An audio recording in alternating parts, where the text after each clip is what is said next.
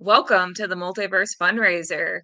You are watching our comics and World War II history, which is a huge topic because comics and World War history basically go together like peanut butter and jelly. If you don't know much about this subject, you're going to learn a little today, whether you like it or not.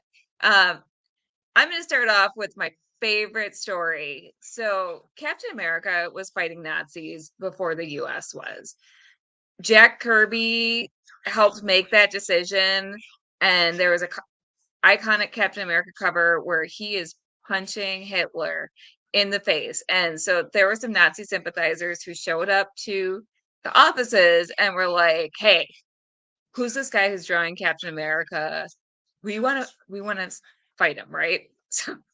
So the people in the office were like, "Jack, what do we do?" And Jack's like, "Well, obviously, I'm gonna go down there and show him what's what." He rolls up his sleeves. So people in the office are like, "Jack, no."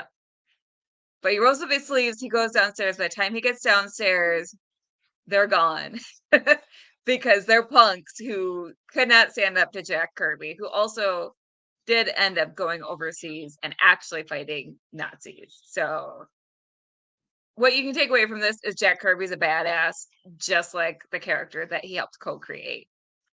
But before I bring in my panelists, before we really get down to brass tacks about this, I'm gonna roll our little ad so you know what this is all about. We're raising funds for Comic Books for Kids, which is a fantastic charity that's close to all our hearts. So here you go. And this is what we do. We do this every day. On Christmas Day, I was getting emails from hospitals. On Christmas Day, I was responding. Sickness doesn't take a break. We are there for the hospitals. We are there for the kids. We will do whatever we can do. And as I look and talk to you, and I talk to all the people who are watching this, be a part of this. However you want to be a part of this, be a part of it. If you can send us $5, send us $5. Send us 5 comic books, a Funko Pop, a toy, a children's book, send it to us. However you want to make a difference, because we're all in this together. And here's the cool news. Nobody knows who I am, and here's why. When we give these materials to the hospitals give it to the kids and the parents. Comic Book for Kids and my name never shows up. When this stuff goes to the military, when my comic shops send the pallets, my name is never there. And that's great. That's all right. Because it's not, as I said, about us. It's not about promoting who we are. It's about all of us together in the industry making a difference for so many.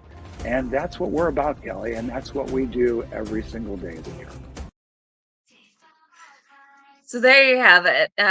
You can donate a few different ways. You can go to our Facebook page at the Multiverse Fundraiser, or you can go directly to Comic Books for Kids.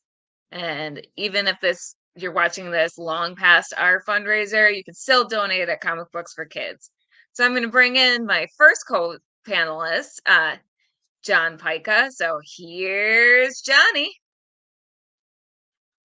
Hey there, friends and foes. Good afternoon, Multiverse. This is John Pica, the prophet of pop culture. You can call me Johnny Beyond if you dare.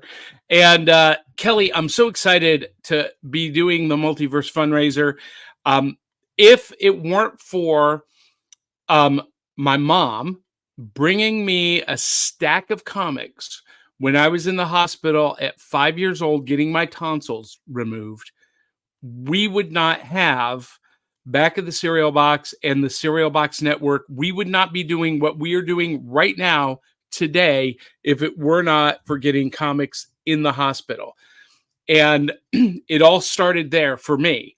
My love affair with comic books and science fiction and action and adventure. And so I'm a big believer in the whole mission of comic books for kids. It's so important in ways that people can't even imagine. And if you haven't seen the interview with Mark Weiss, was that Friday that you guys did that? where he talks about and shares the stories of how comic books have impacted kids and families in the hospital.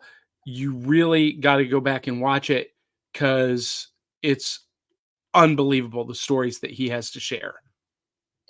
He was generous enough to give 2 interviews. So we had one as part of our pre-recorded programming on Thursday, where he shared some stories, and he also got more into how he built up the charity from the ground up. And then on Friday, he shared more stories. Both panels, I had to hold back the tears. On Friday, Willow Schuyler joined me, and then Andrea Starnes, my Cosplay Cafe co-host, was doing the admin stuff in the background, and we were all just in tears because he is a man with a beautiful heart, a beautiful vision, and those stories just get you because real people are being touched by this. It's absolutely beautiful. Yeah, it's pretty fantastic, and I'm so glad that we've been able to be partnered with them over the last 3 years, and kind of culminating with the Multiverse fundraiser in a more focused network-wide endeavor. So, yeah, very, very cool. And I'm super excited about this topic: comic books in Me World too. War II and how comic books influenced World War II. I can't wait to get into this. This is going to be a lot of fun. Yes. And now we're going in reverse order. We're going to bring on our host, Professor Hollis Thompson, who knows his stuff. Welcome, Hollis. Hey Kelly, I hope I know my stuff. We'll see. Well, uh, we'll hold you to the fire, Hollis. there you go. As one of my English professors when I was a student, Dr. Davis always said, once you become an academic, you realize how much you don't actually know about your own topic. That's what it does for you. You realize how little you actually do know. So, but I'm super excited to talk about this topic with you guys. It is something I've been recently lecturing on actually at the college with it's a college, but I have one 10th grade English class for a special group of students who are preparing to take college classes as 11th graders, freshmen at that age. And this semester we do comic book history, and we're almost done with the golden age right now. So I've been in the thick of stuff. It's perfect. Now you That's can very show this cool. to your kids. Yes. Well, they're actually getting, I gave them extra credit for coming to any of the panels in this fundraiser, but they get extra credit for being at this one because it's relevant to what we're talking about. So, Well, hi, Professor Thompson's kids, if any of you are out there watching. They should post a comment in the chat. yes, Mhm. totally. But behave, remember. So let's get into this. First of all, why are World War II and comics? Why are those so intertwined? Let's start with that.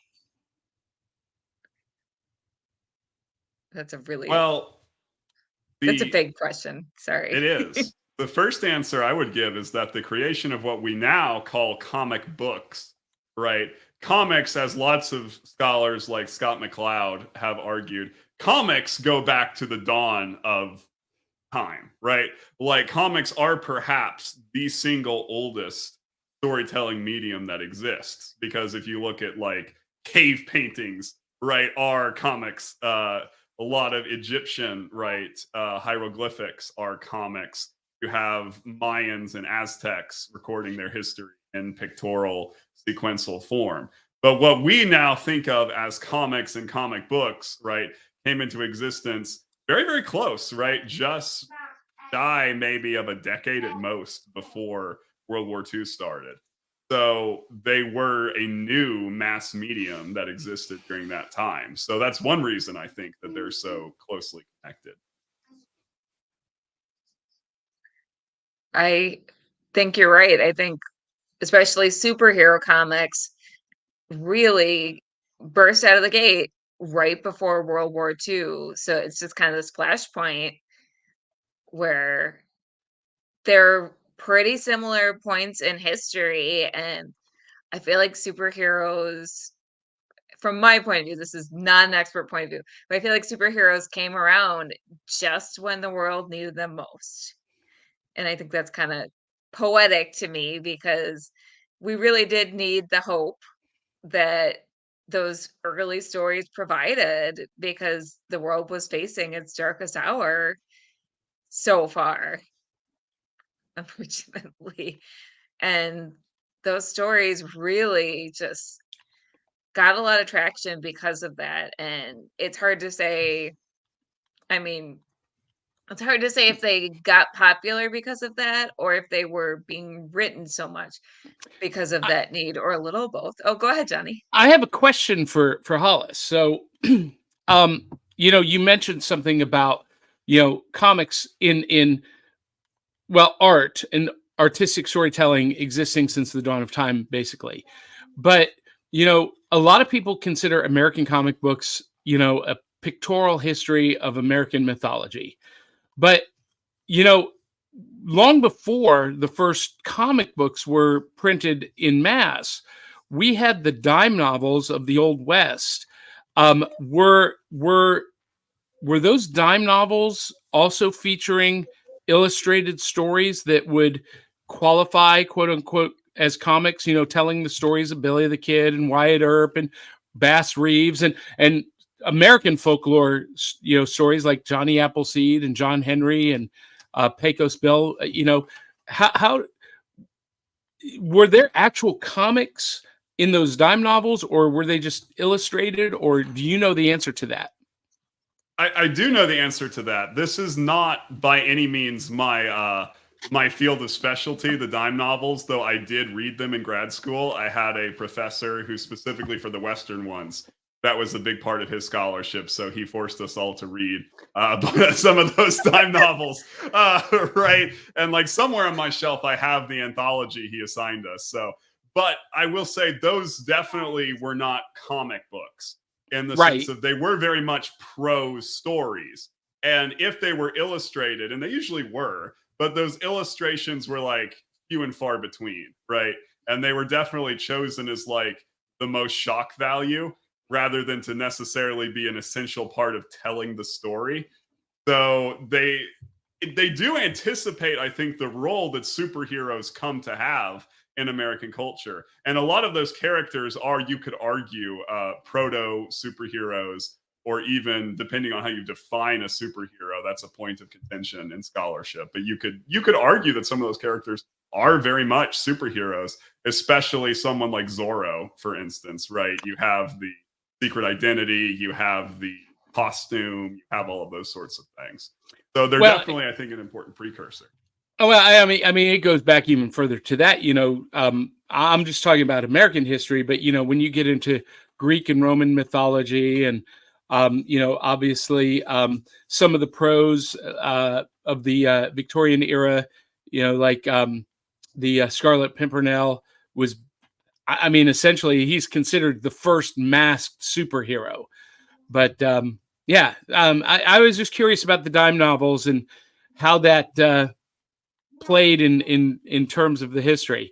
Sorry to get off topic if I am, but I know you have an outline that I've not seen. So, oh, that's totally cool. Outlines are there to be used or discarded.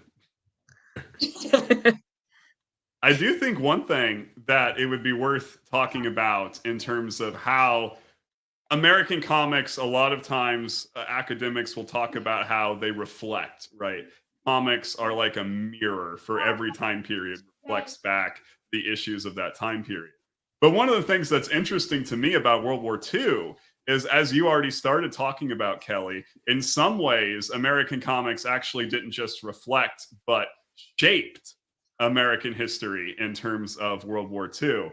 For instance, that very famous Captain America character you talked about with this cover, right? The first Captain America comics, completely iconic, right? Of Captain America punching Adolf Hitler in the face, right? And like you said, the interesting thing is that this character was created by two Jewish guys, right? And they portrayed this American superhero fighting Nazis right, before Pearl Harbor, right, before America was actually involved in World War II. And it's very interesting that it was almost prophetic, right, in how it portrayed something that would eventually happen before it actually happened. It was not only prophetic, it was them making a political statement that America should be involved, which I think is fascinating. That's why this time period and comics is so fascinating to me because of, like you said, how the comics kind of shaped history in this time period as much as history shaped comics. It's fascinating. Art does shape the course of human history, but this is just like a direct example where you can point to this, and this was them saying, "Hey, we should be involved." And because they are two Jewish guys, they're sitting back going, "This is horrible. We live in a country that is built on ideals that are directly opposed to what's happening to Jewish people, and our country is doing nothing. Why? Why are they doing nothing?" So they created this hero, and they were like, "Well, we're gonna have him get involved." And that was not popular, Well, as I said and with my story. Oh, go well, ahead. and Kelly, what's really funny is today we're still having this argument. I see it all the time. People say, "Well, I'm sick of the Hollywood agenda," or "I'm sick of the first forced diversity agenda in comics." And you know, I tell people all the time that art has to have an agenda to be art. Um, Art should have an agenda. Whether you agree with the agenda or not is up to you. But Mhm. good art has a viewpoint. Good art has an agenda to inform, educate, to influence. And comics are no different. And, we're obviously talking about World War II agendas and influence, but we saw it all the way through the civil rights movement, through the 80s with the comics fought against the stigma of the satanic panic. And there's always been an agenda in comics, and I love that it really comes out full bodied during World War II. Me too. Also, Molly Daniels says, "Hello, all. I just finished reading The American Way about the relationships between a Jewish immigrant, the creator, distributor of Superman, and Marilyn Monroe. Very informative." Okay, I need to read that. That sounds That's Yeah, kind of cool. it sounds really interesting. I haven't read that one. Molly, can you inbox that to me so I don't forget? Because I will, because my mind is a sieve right now. Please. I So oh go, go ahead. go ahead, Hollis. No, you go ahead. I have a question. So, because I'm sure we're going to get into this, but my background is in theater and in particular stage magic. And during World War II, um, magicians were employed a lot as spies and as strategists. Neville Mescaline in England created an illusion to make the British Navy look 10 times larger than it was. And the American playing card company, Bicycle Playing Cards, printed playing cards with maps of Europe. When you assembled the cards, it gave you a map of Europe to soldiers. And they printed playing cards with secret messages in them. And I'm just curious if comic publishers did the same thing. I know there were cartoons made that included secret messages and secret information, but did comic books do the same thing? If they have, no one has figured it out yet. Okay. So, like, as far as I'm aware, that sounds like the great topic for somebody's dissertation, to be honest with you, is to figure out if there were any secret messages in comic books. One thing, this is something I also thought it was worth talking about. What's interesting is that a lot of people don't necessarily understand this, but during World War II, America, the governmental structure became a communist country, right? The Yeah. government took over the means of almost every type of production in the country because the idea was this is a world war, and if they're going to survive, all hands need to be on deck. There needs to be a centralized control of everything to make sure that they can do everything as efficiently as possible to get out of here. And one of the only industries to actually avoid that happening to was comic books. Comic books did not actually get controlled by the government. But what's interesting is that let me put it this way, the sole single greatest customer of the comic book publishers was the American government because they were buying the lion's shares of the copies of the comics and shipping them out to soldiers overseas. Well, and that's why they asked that question, because I knew that was happening. Exactly. So what somebody would have to figure out is how closely was the government actually working with the publishers of those comics, right? Because from everything we can tell, at least what I can tell, there were no direct mandates on the comic book publishers, like they shall do X, Y, and Z in their stories, and they shall not do X, Y, and Z. But at the same time, we know that comics were very propagandistic in nature. And yes, that is very. But the irony is that it looks like that wasn't because the government was directly controlling them, as in dictating what they did, but as they were the single greatest customer of those comics, right? They were doing everything they possibly could to make sure that the government was happy with them, right? Yeah. So that they didn't take those comics. Okay, so how do I get a university to pay me to study this? Because I want to do this study. Well, someone give me the money. You can enroll in a graduate program, but that's going to cost you money rather than the other way around. Dang it. Or you could get with somebody who's already got a degree and then you could co-publish. So that's another thing you could totally Well, do. and speaking about the propaganda, some of the articles that I read before doing this, it talks about how comics were largely seen as influential propaganda for children, and like bringing the youth of America on the side of against the Axis powers. And I wonder if that's why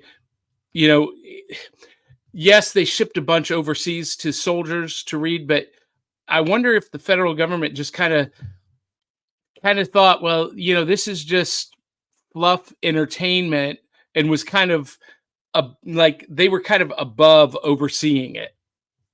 Maybe. They didn't consider it hard news, right? Yeah. But again, the people who read comics during that time period was so different. Like, as I tell my students, comic books during World War II were kind of had the status of like Disney movies have today, where sure, children read them, and children read them a lot, right? And we're sure that they didn't put anything in those comics that would be like inappropriate for children to read. But children were by no means the only ones reading comics. They knew that teenagers and adults in large numbers, right, were reading these comics, especially soldiers out on the front. And so there was nothing that would have been considered like distasteful for children to be reading inside of them. But there were definitely also some things that would have gone completely over the kids' heads, right? And that only the adult audience would have understand. Similarly, right, to how a lot of those Disney movies are today. Because at least in my experience, it is not only children who watch Disney movies that come out. They slip those adult jokes in there.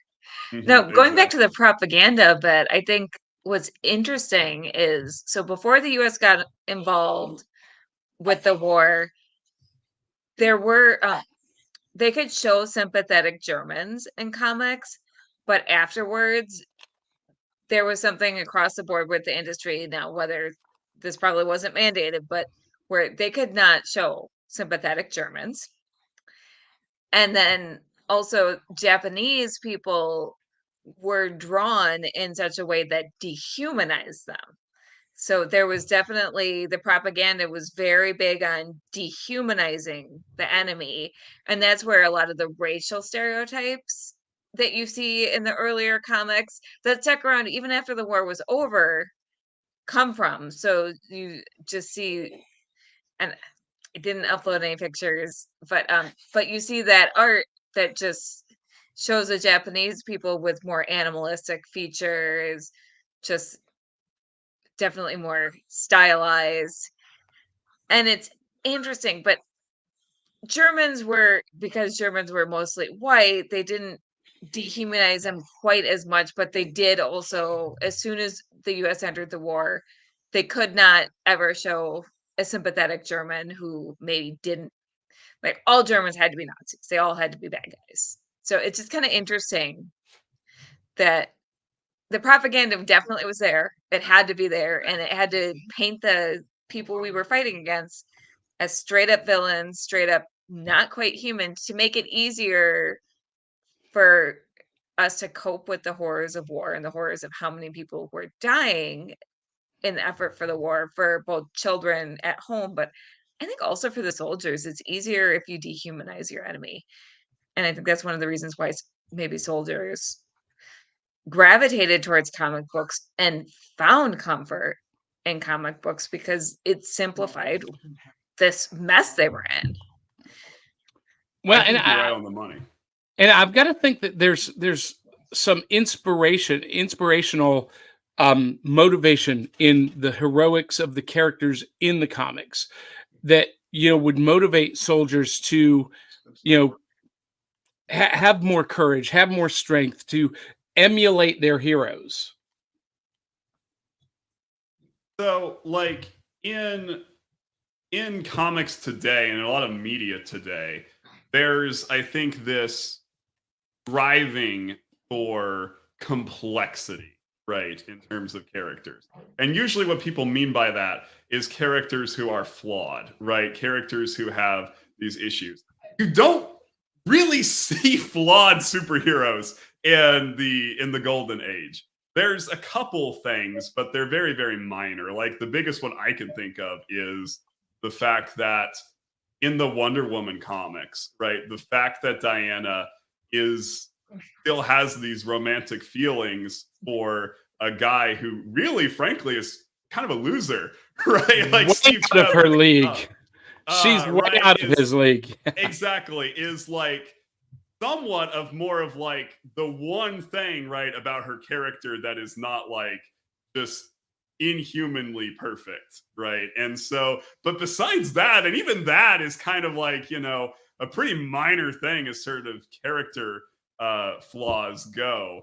But I think that was kind of the point, right? And I don't think that Golden Age comics are actually boring for having superheroes who are flawless. I think that the stories still work, especially when, like you guys have already been saying, when the people who are reading these comics were in an environment where they knew that straight up evil was very real, right? And they needed the hope, I think, of very simplistic superhero stories where you have a good guy versus a bad guy, right? And the good guy always comes out on top. It might be a very hard struggle, but he will, or she, right, Wonder Woman and Black Canary, come out on top at the end. And they needed that hope because in the real world, they didn't know if the good guys were going to win, right? They didn't know for sure what the outcome of this war was going to be. And they needed to cling on to something to say that the good guys will win at the end of this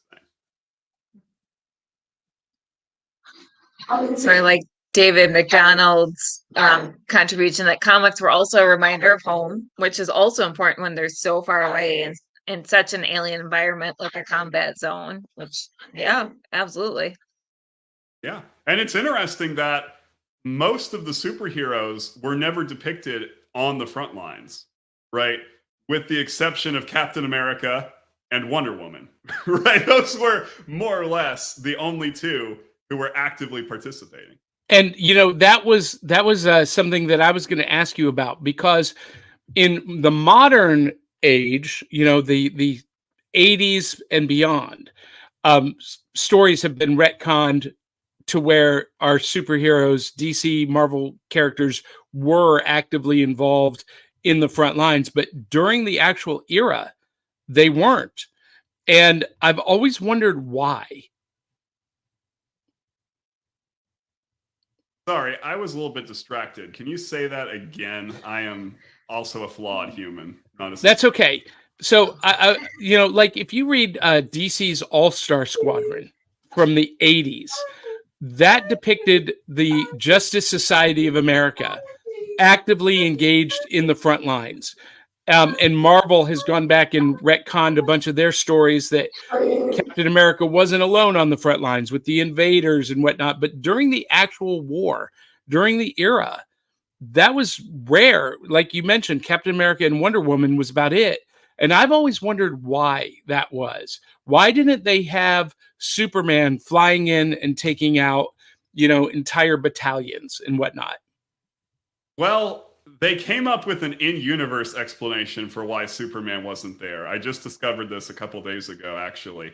They had him Clark Kent fail the military exam when he got drafted because it was because of him being Kryptonian, right? He failed the eye exam because he accidentally used his X-ray vision and was reading the chart in the other room instead of the one that was in front of him. So that's how they came up with an in-story explanation for why Superman wasn't on the front line. But I think another reason is just frankly, the publishers thought that it would be disrespectful to show someone like Superman just swooping in and fixing the war in a matter of minutes, when in reality, so many real heroes were out there sacrificing their lives, right, in this very difficult war effort to make it happen, to make that victory happen, which was not going to be an easy at all. So I think that that's the main reason why the publishers were really reluctant to do that. And once you were in the 80s, right, it didn't matter anymore, right? Because at that point, the war was history, and it didn't matter. It wasn't going to cause a big emotional uproar, because by that point, America was on the winning side of that, and it was history now. So I think by that point, it just no longer mattered.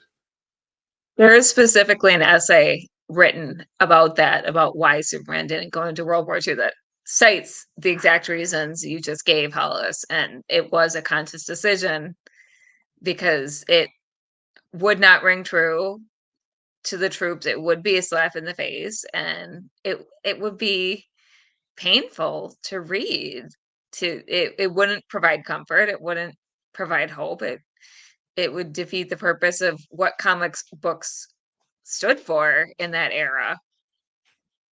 And real quick, we're at the halfway point, so I just want to remind everyone that you are watching Comic Books and World War II History. We're part of the Multiverse fundraiser. We're raising money for Comic Books for Kids. I'm going to run a real quick ad just to let you know what we're all about. The Multiverse fundraiser is partnering with Comic Books for Kids to raise money for their cause. Their mission is to provide comic books to children in hospitals and cancer centers across the United States, Canada, and the UK. We believe in the importance of providing stories that promote hope and bravery to kids who are facing things that are scarier than any supervillain. And we truly believe in this cause. To donate, you can either go to our Facebook page at www.facebook.com/The Multiverse Fundraiser, or directly to comicbooksforkids.org. And we are back. Yeah, one thing I also wanted to show you guys, if that's okay, with the propaganda aspect of heroes, is even though they weren't ever portrayed in the comics on the front lines, there were a lot of covers that were very propagandistic, patriotic covers that had no relation to any of the stories inside the comics, but were designed to be that kind of propagandistic. Some of them are a bit unnerving for people who know these characters like their modern day versions. Like, for instance, this Batman one, right? is quite different from the modern Batman that doesn't use guns, right? To having a Gatling gun, Robin feeding him the ammo and mowing him down. I love this. Keep those bullets flying. Keep on buying war bonds. You know what, though? Batman did use guns for quite a while until they decided to give him an in-universe reason to not use guns because they wanted to be more child-friendly. So, For sure. But once again, the war bond thing, and you'll see that in all kinds of these kinds of covers, right? And what was going on there was war bonds, for those of you who don't know, were basically a loan to the federal government of your money, right? You would buy a bond for however much money it was. And they were being used to raise funds for the war, right? To be able to cover the production of weapons and vehicles and all those sorts of things. And so that was one of the ways that comics were most effective, probably at propaganda, was to convince people to go ahead and buy those war bonds or to do other things like recycle, right? The reason Golden Age comics are so scarce today is because most of them were recycled in the different paper drives because paper was extremely scarce. So one of the ironies of those things. And this is one of my absolute favorite covers from the Golden Age. With Batman and Robin. I want to read this story if there was a story to go with this. Someone write There the story. wasn't. There wasn't. I know, but I want it. You know what's for the 4th of July. And right there we see it again, buy war bonds. And you know what's ironic about that is that the government never really paid back those bonds. They just convinced people to buy more bonds and reinvest. There are people who bought war bonds during World War II still alive today that have never been paid back, cashed out. They're still in investment accounts somewhere. I find that hysterical. Well, as we all know now, the federal government tends to be very bad about paying off its debts. So that's how it goes. Thank you for saying it so I didn't have to. I will be frank about that. Well, you know, the best thing that the American government does is break things and kill people. Did I just say that out loud? Oh, boy. If this feed gets cut off, y'all know NSA, why. hello. As I put another comic cover up, so this Haley is also Haley wants to know, but do people still have the war bonds as an investment? Some do, yes. There's a large pool of unpaid war bonds that have just been reinvested every time the bond comes due. Literally, the federal government convinces those investors to just take the dividends and reinvest them into more bonds. What have we started? Apparently, this is our Nerds Unite Against the Government panel, according to Crandall McDowell. We are starting a revolution here, in addition to raising money for charity. No, we are not starting a revolution. NSA, that is not true. Not true. Not really. That was a joke. That was a joke yes, for legal purposes. That was a joke. It was a joke. Kelly You really Patillo have says Hamilton money. to blame for it, though, because it goes back a lot deeper than just World War II in American history. The relationship with debt. Also, hashtag not a history professor, by the way. But it does go back to everybody's favorite founding father without a father. Alexander Hamilton was the first one to begin this whole go into as much debt as possible because that's a good thing. So there you go. Alexander Hamilton. His name is Exactly. Alexander Hamilton.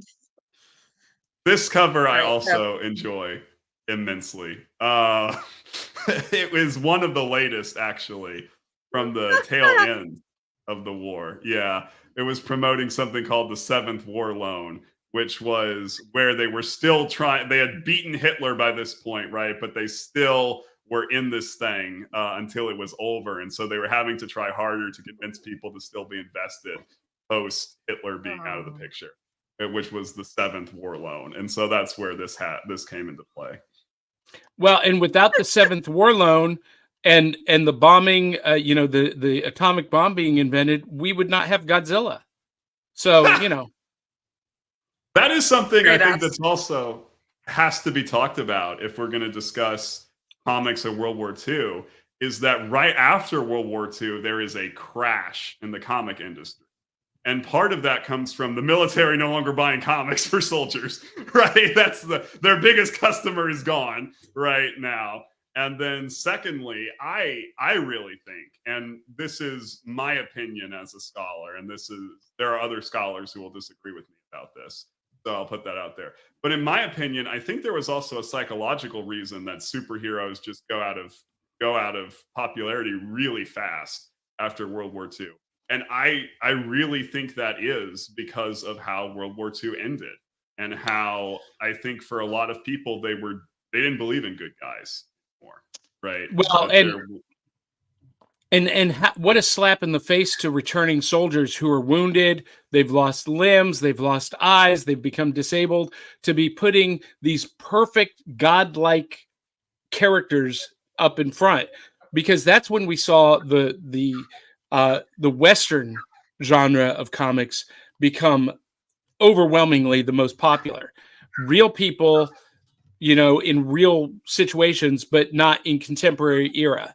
So, yeah, escape to the past, right? Because the present is so horrifying at the moment. But in similar to the Godzilla stuff, this is also the immediate post-war period is where you have the birth of manga, right? The beginning of Japanese comics, because with the American occupation of Japan, right, those American soldiers brought their comic books with them, right, that they had gotten from the federal government. And so the very first manga artists, like Osamu Tezuka, right, who is the creator of Astro Boy and Kimba the White Lion and many, many, many other like classics of the manga genre. He was inspired, right, by his own life, first of all, because he was an eyewitness to the atomic bomb. He saw the mushroom cloud himself, right, with his own eyes. And he saw the fallout from that. But then he also had the influence of the American comics coming in, right? And so you mix those together and you get Astro Boy, right, basically. And yeah. That's super fascinating. Something I never even thought about. But I mean, that makes perfect sense. Today's modern manga is born of World War II and American comic books. Mind blown. Yeah. And again, you see that in a lot of, especially Tezuka, his early stuff, right? Because Astro Boy is very much a comment on the use and misuse of technology, right? Because Astro Boy is a robot, right? But he's also a robot that is a surrogate son, right, to a scientist who has lost his child. And both ways that went in Japan, right? You had children who were orphaned on a massive scale, right, from parents who were dead because of the atomic bomb. And you also had the other way, parents who lost their children because of that. Again, I've not watched it because I know myself and I know I can't take it. But if you want to get an idea for this, watch Grave of the Fireflies, right, by Studio Ghibli. And you'll cry for days and days and days, apparently. But that gives you an idea of what it was like, right? And so you see Astro Boy, who is the embodiment of technology done right, but he's constantly fighting people who use technology for evil, right? In the course of those stories, evil robots, right? Created by evil scientists who are doing bad things.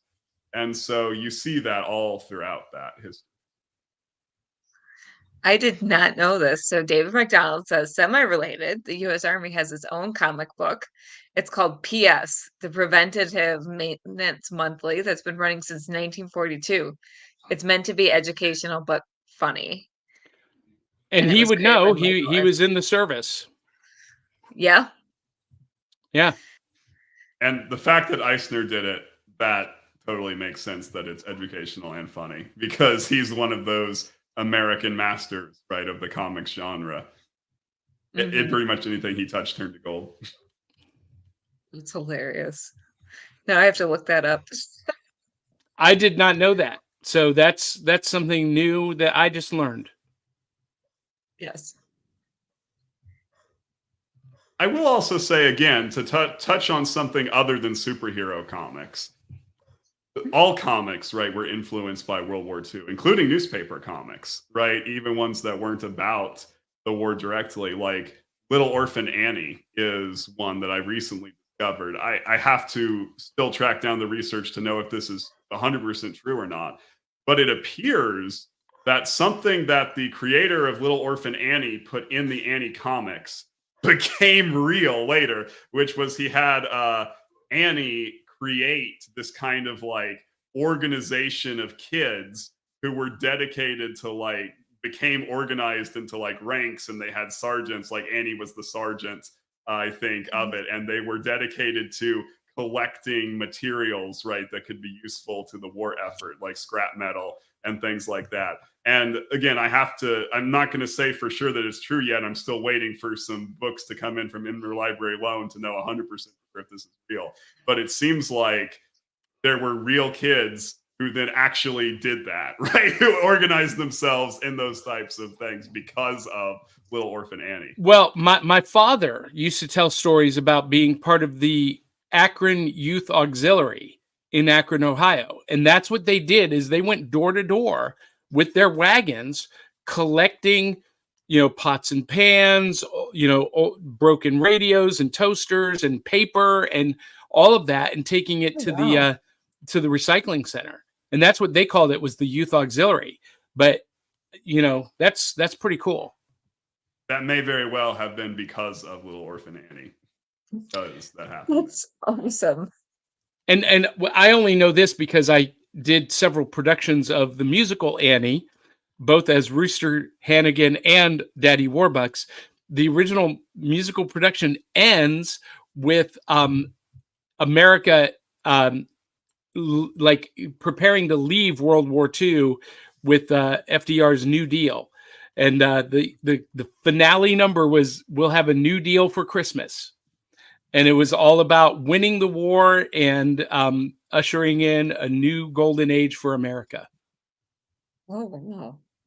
And you know what's so ironic about that is that the creator of Annie, and I'm sorry, his name is slipping my mind right now. I can't remember his name. But he was a very, very staunch libertarian, and he could not stand FDR. And as a matter of fact, in the comics, there's a whole period of 4 years during one of FDR's terms where he got reelected. The character of Daddy Warbucks hated FDR. And when he saw that he got reelected, he went into a coma for 4 years because of learning that FDR had been reelected. So for 4 years of Annie stories, Daddy Warbuck was just in a coma because of FDR being reelected. Oh my gosh. I did not know that. Martin Charnin was his name.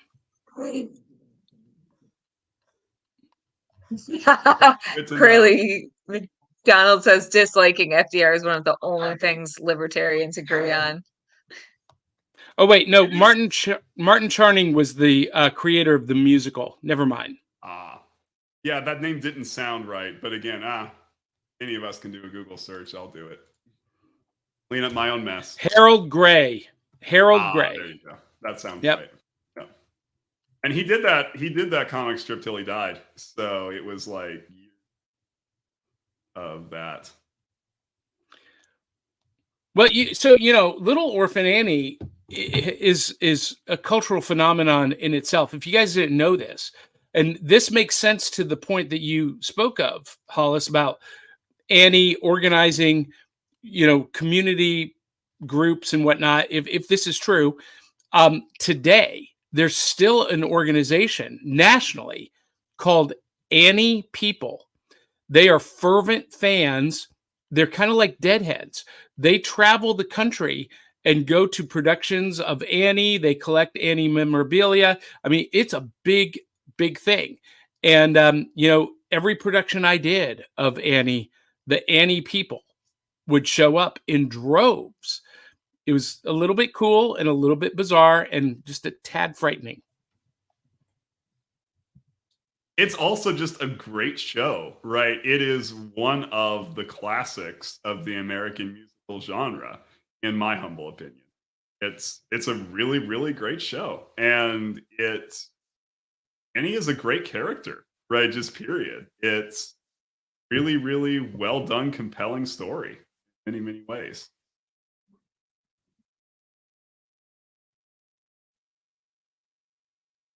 I will What also else do you have? say, oh, Oh, no, I was gonna ask, what else did you have that you wanted to hit on your outline since we're running low on time?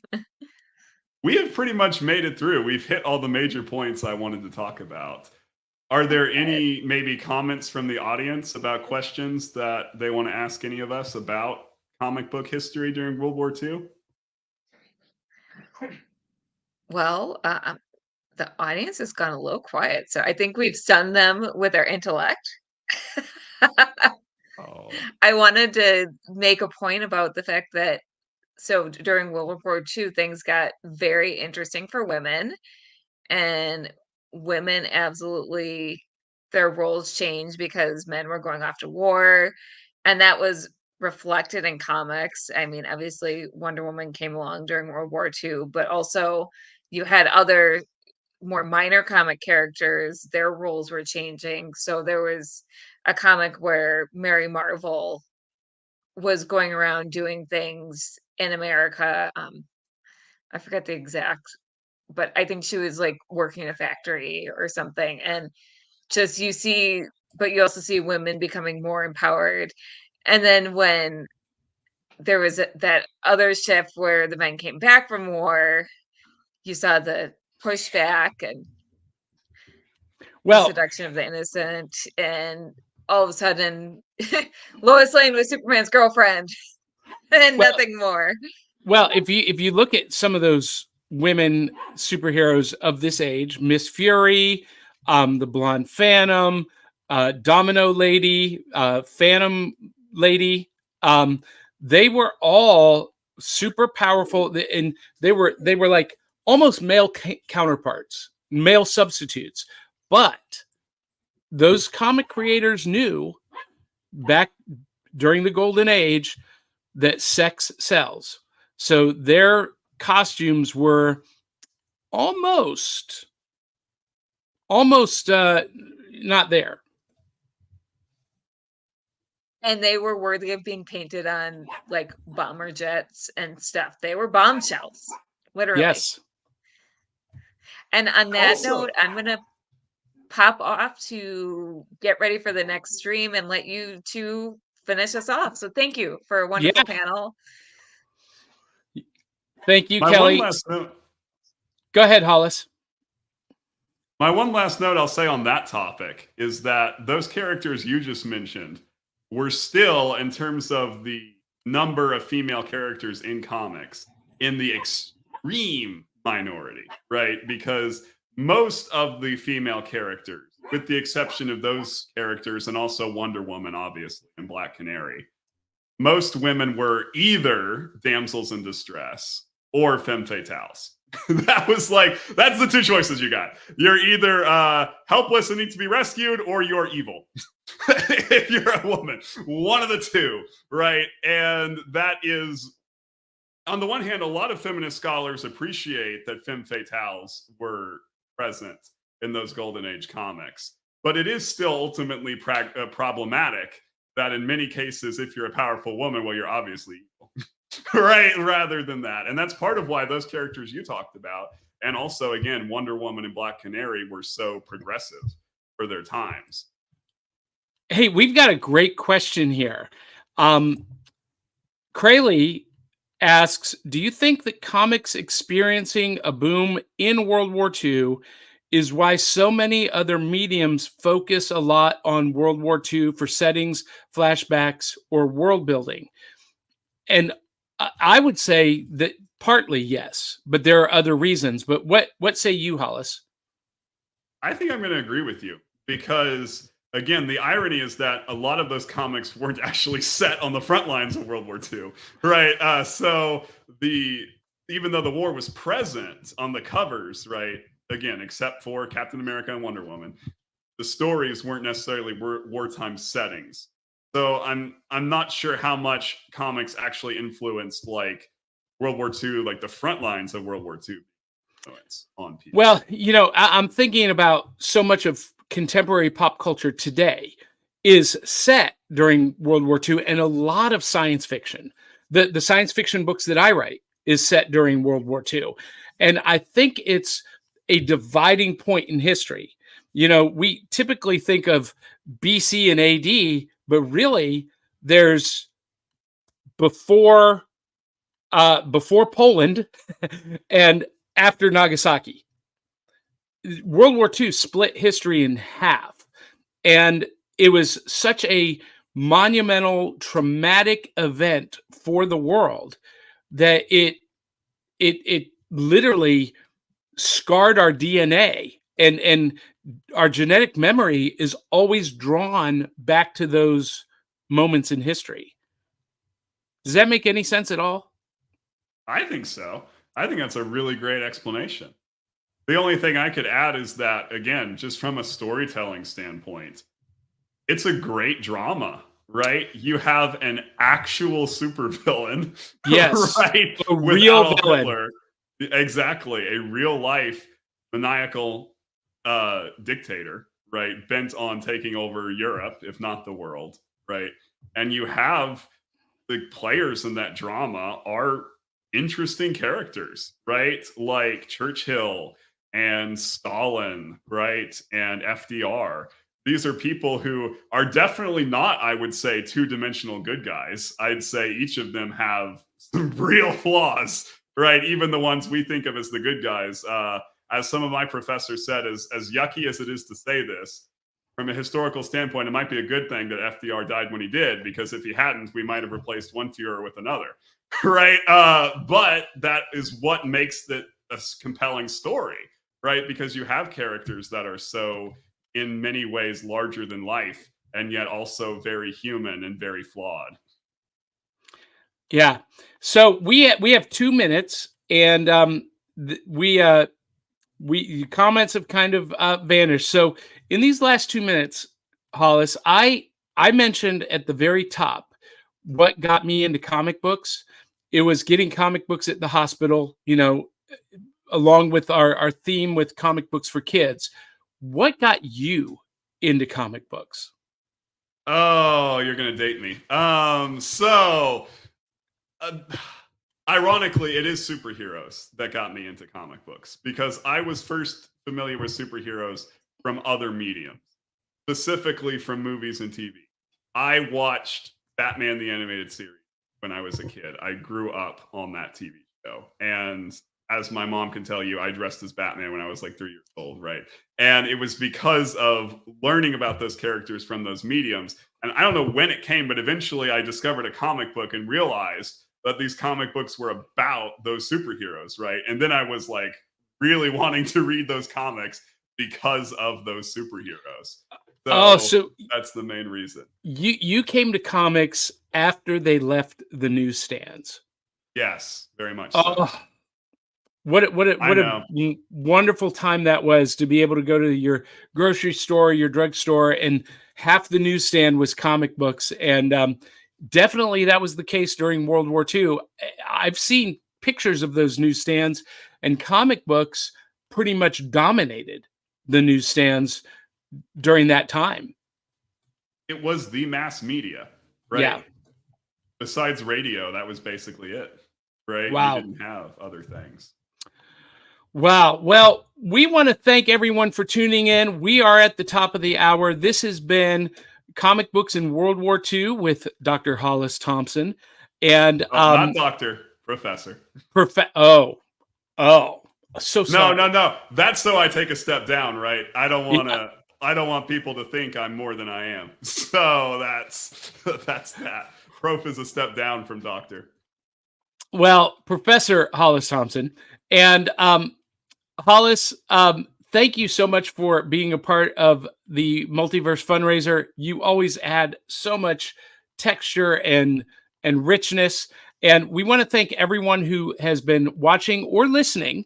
You will be able to hear this back as an audio podcast in the next couple of weeks. And if you're wondering, okay, what is all of this comic books for kids thing? You can donate and help their mission at cb4kids.org or cb4k.org, or you can go to our Facebook page, The Multiverse Fundraiser, and click donate right from the Facebook page. And that would be great. We are about halfway, a little bit more than halfway to our goal. We have a goal of 1,500. We're a little over 900. So all of you who have been participating, watching, listening, please, please, please, please donate to make sure that kids in the hospital get a comic book. And Hollis, thank you again to everyone watching. Love you, mean it. And we'll catch you on the back of the cereal box. Farewell. So long. Auf Wiedersehen. Bonjour.